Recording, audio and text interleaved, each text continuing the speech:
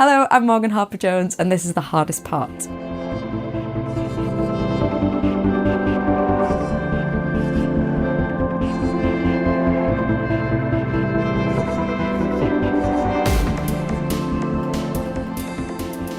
Hello, and welcome to the inaugural episode of The Hardest Part, the show that unravels the stories behind the most challenging songs ever written. I'm Kieron Banerji, and joining me in the studio on this episode is the incredible Morgan Harper Jones. When I first started talking to our engineer Max about making The Hardest Part, we spent hours playing each other's songs by artists that I wanted to have as guests on the show. Funnily enough, we both pulled out Morgan's record Up to the Glass. We both agree it's one of our favourite records of the past few years. We spoke at length about the immaculate production, genius songwriting and beautiful sincerity of the record. It only made sense that Morgan was the first guest I invited on The Hardest Part.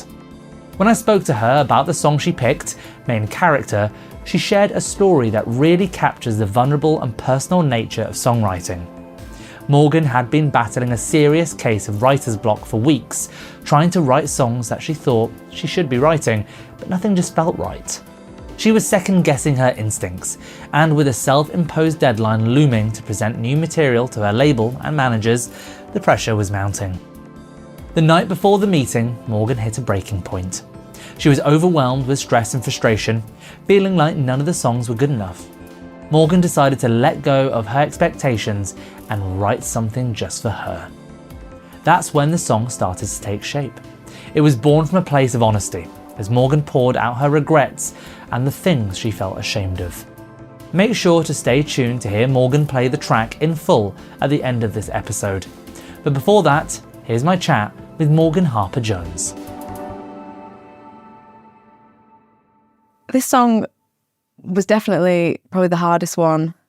When I did sit down and write it, it really did come quite naturally. However, it was written after maybe a couple of months of writer's block and so much tension and so much, I think, fear for me. I'd signed this record deal and I had to deliver these songs for this album and nothing was coming. And yeah, I think I wrote this at a bit of a breaking point, which I think in turn then kind of broke me open, and I was then able to write this song. There was so much emotion in writing it, I think, because I had been boiling under the surface for so long. Yeah. And do you feel like this song actually sort of paved the way for the rest of the record? Yeah, it really did. It really did. So I'd had this couple months period where I was supposed to be writing, and I had told the label, I'm so bad at if I've not got a deadline, I will literally just take ages to do stuff. So I told the label and my managers, it would really help me if I had a deadline and then I'll deliver some songs and then we'll listen to them. And I thought that pressure was going to help. But actually I totally buckled under that pressure, and I was trying to write, and I think I was trying to write what I thought I was supposed to write, what I thought they would really want to hear from me for this debut record on a pop label. Everything just felt really crap. And then I was really questioning myself and doubting myself as a writer. Yeah, it was literally the night before this meeting that we were going to have to show these songs. And I was being a big drama bean and had a massive meltdown. And it got to 8 or 9 p.m. And I was like, I need to just stop now and just show them what I've got. Even though I'm not proud of any of these songs that I've written, I'm just going to have to face showing them whatever I've kind of managed to put together. And I took myself for a shower and I was feeling really sorry for myself. And I was like, I don't want to be like this. Why have I made all this pressure and drama for myself? Why I'm the only one putting the pressure on and making this so difficult. I don't want to be like this, but I am. I was like, maybe I'm just going to sit for half an hour and just write something for me that's not for them. And they'll probably hate it. And that's fine. I think at that point I was like, I don't want to do music anyway. They're going to hate anything that I love. So I'm just going to do something for me and screw them, whatever. And then I ended up went to one of those holes where you kind of forget to eat, forget to do anything, forget to go to the bathroom, and ended up writing this song and recorded it. I don't think I'm going to play it then, but for me at least, I've written something that feels like me. And then the next day I played them all the songs And then I played them that one and they were like, whoa, we love that one. And it just blew my mind because I was like, what the hell? Like, it's not me who I really am versus kind of doing well in music or writing songs that will be hits. It's like me being myself. Well, it's total authenticity, right? And it's Yeah, like, exactly. the song kind of wasn't even like a song for you at first. It seemed like it was like a kind of verbalization of your process and like how what your headspace was as an artist at the time. Yeah, it's exactly that. And I think there was like so much shame in being an artist and not being able to create that then I think that song became a bit of a kind of vessel for like loads of other things that I felt really ashamed of. It kind of was like a big shame dump.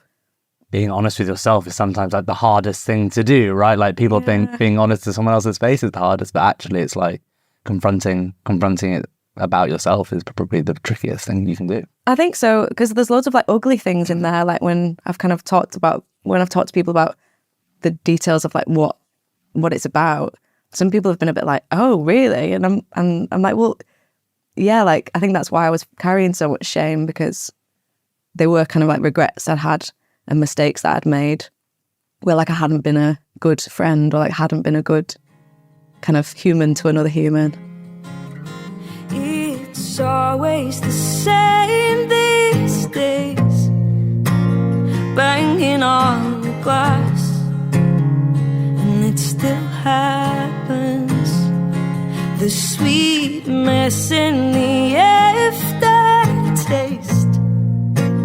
banging on the glass, like it matters, like it matters. What I'm always really interested in, especially when it's a song that I'd been playing the song on repeat even before we met, and I feel like I know the song, but I always like to know what was going through your head when you wrote that first line, right? Where did that idea spark from, and kind of how did it evolve from that moment? When I kind of got to that breaking point when I wrote the song, I'd been having therapy because I was like, there's something wrong with me.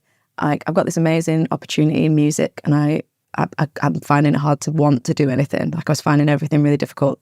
And also at the time, I was living in Manchester, but I was driving down to London all the time. So I didn't have a life in Manchester because I was never there.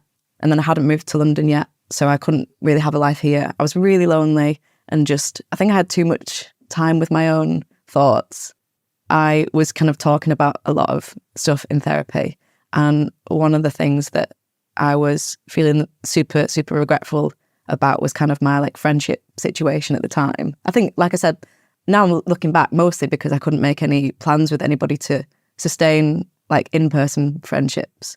So I was just like not seeing any of my favourite people, which I didn't realise how much that affects your brain. Like, thank God I can see all those lovely people now. I was 15 by a bathroom sink, 2 confessions. You were trusting, but I couldn't keep it. When I sat down and wrote that first line, I was 15 by a bathroom sink. I was thinking about this time when I was 15, and I had this amazing friendship group. It was like the first time that I'd settled in like a friendship group, and one of my friends told me a secret and I didn't keep it. I told it to someone else and I lost that friendship group. And I think because I was feeling super lonely because of circumstances at the time, my brain had kind of put that loneliness together with like me not being a good friend. Like, I'm 27 now. I wrote this song when I was 25. So 10 years later, I was still carrying so much regret for losing such an amazing group of friends. It even makes me upset now, like, because she was so amazing to me. I'd never had any friends like in high school. And like, I think losing that friendship has like scarred me enough now that like, I'm like the best friend ever to have. Like, and I was only 15 as well. Like, I totally need to forgive myself. My brain put those two things together and I was just a little bit sad all the time. For you, what has writing this song and releasing this song and playing this song live, done for those feelings? You know, has it been a release? Yeah, totally. Like, and the more I've kind of gone down the road of like therapy journey and just understanding human brain, my own human brain and other people's human brains, like I do think that this song is connected so much because I think to an extent, like there is stuff for like everybody to let go of. Like everybody, like shame is just like a normal emotion that everybody feels. Yeah. Nowadays, I think shame can be really isolating for people.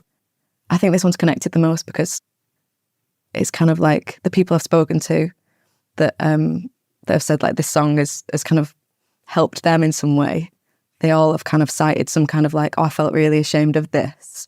And this song made me feel like I'm normal to feel like that.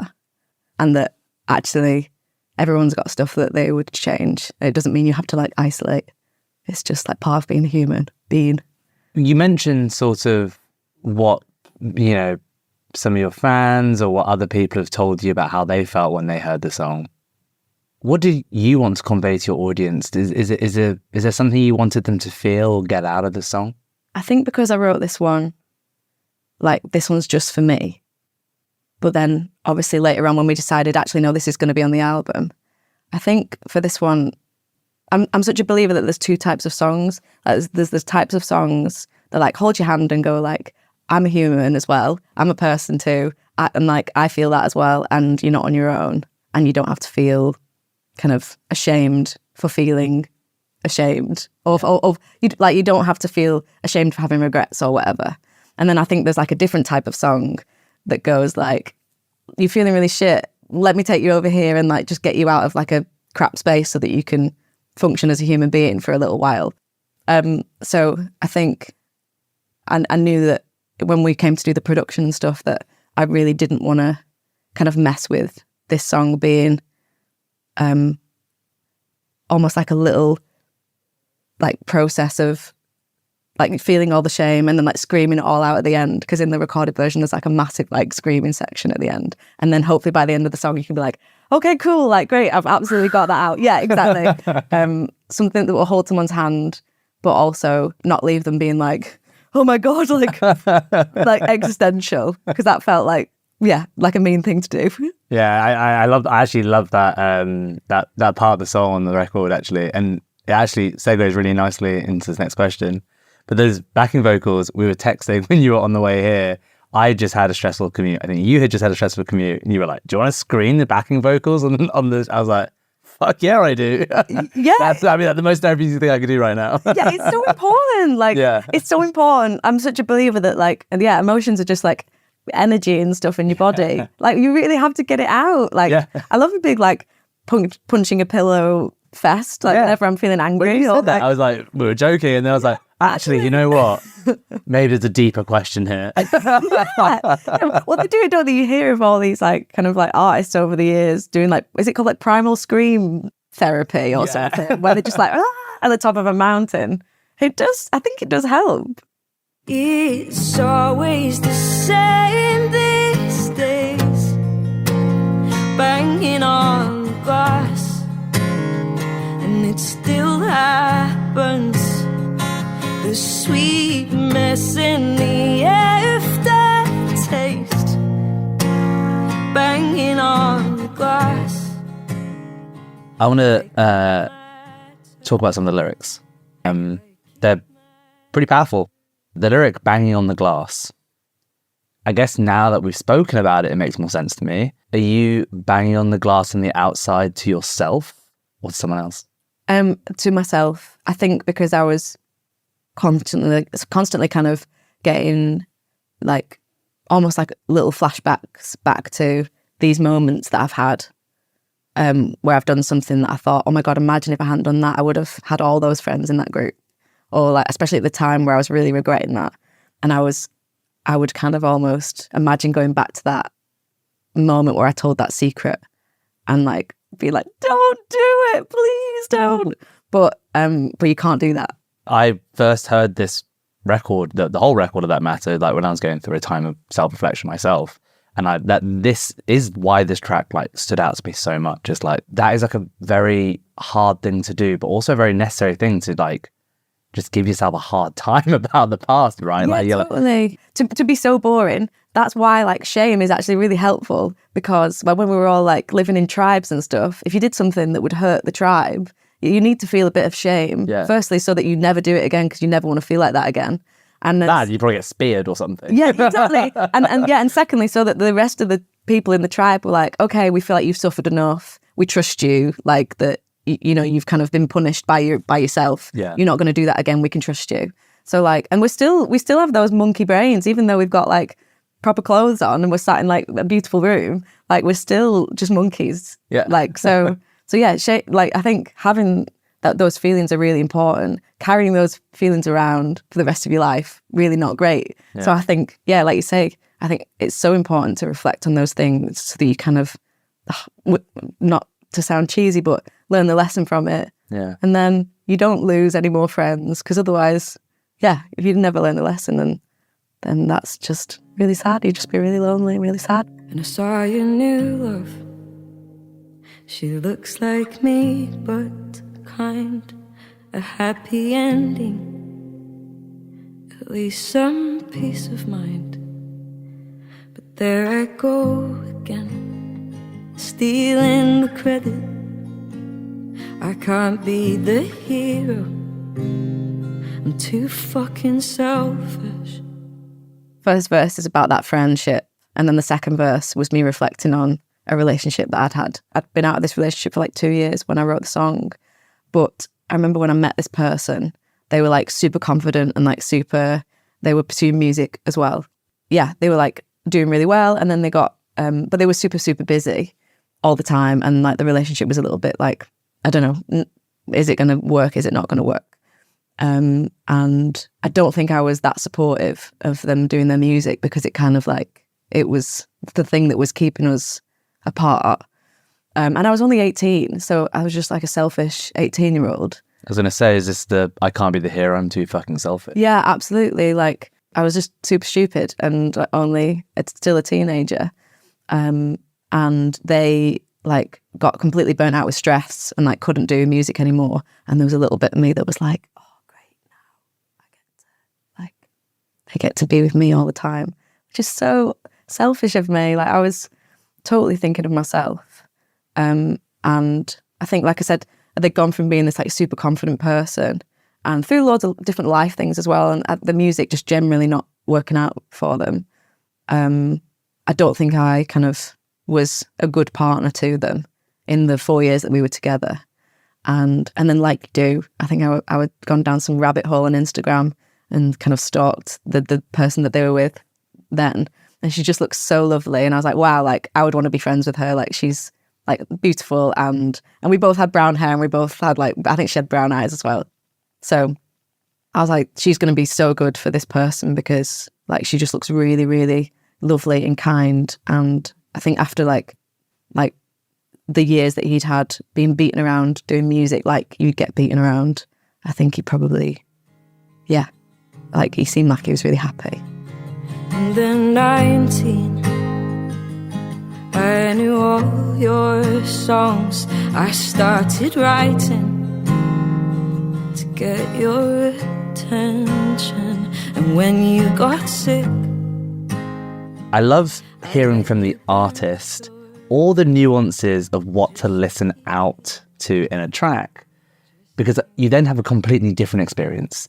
I remember there was a track on an album of a band I really like, and I was listening through to it and I was like, this is just really shit.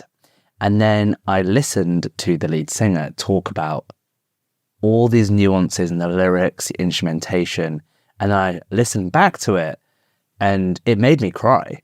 I went from being like, this is subjectively shit, to being like, fuck. And I remember I was on a plane as well. I was like a mess. I was like, I think I had like too many drinks before I got on the bed. I was like, oh my God, what the hell? And I was like, isn't that incredible how like the story behind something can completely change the experience of something? And the audience are about to hear a very intimate, very beautiful, stripped back version of the song. But is there anything you want them to listen out to? In this stripped back version, I think I was like trying my best to like think about the people that this song's about, and almost like it feels like a bit of an apology in a song. Almost like my way of being like, I've really suffered with this, and I promise that like I'm never going to do this again. You can probably hear how still angry I am in the I don't want to be like this verses. I think in the I don't want to be like this sections, I feel like I'd spat a few times while I was singing it because it still like really pisses me off, I think.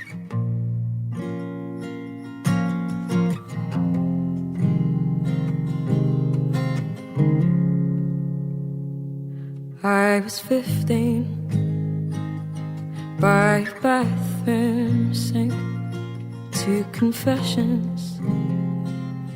You were trusting, but I couldn't keep it.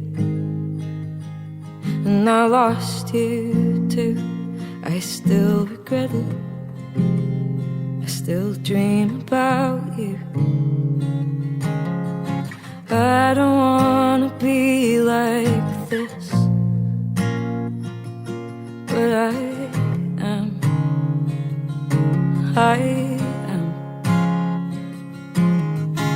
I don't wanna hurt you like this, but I can.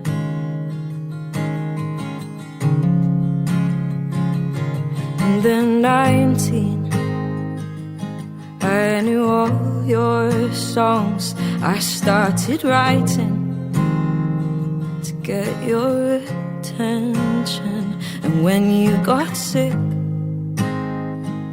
I let you bench your dream just to keep you just thinking of me.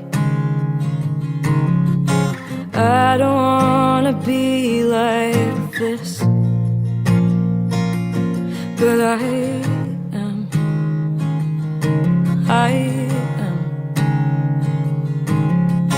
And I don't wanna hurt you like this, but I can.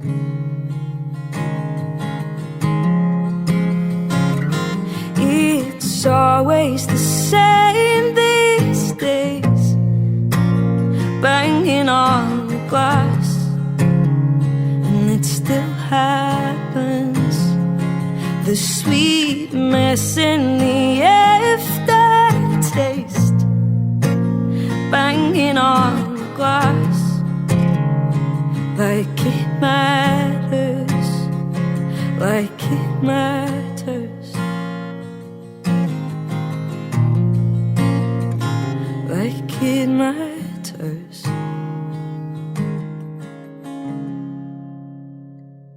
And I saw your new love. She looks like me, but kind, a happy ending, at least some peace of mind.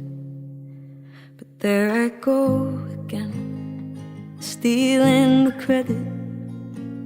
I can't be the hero, I'm too fucking selfish. It's always the same these days, banging on the glass, and it still happens. The sweet mess in the aftertaste, banging on the glass, like it matters, like it matters.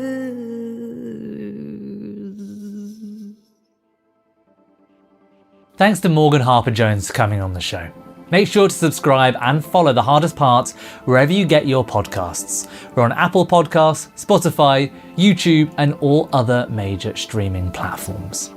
This episode of The Hardest Part was recorded at the Thin White Duke Studios in London's Soho. It was recorded by Max Walker, and it's mixed and produced by myself. Photos from today's session are by Callum Baker, and additional videography is by Giovanni Almonte. Thanks for tuning in.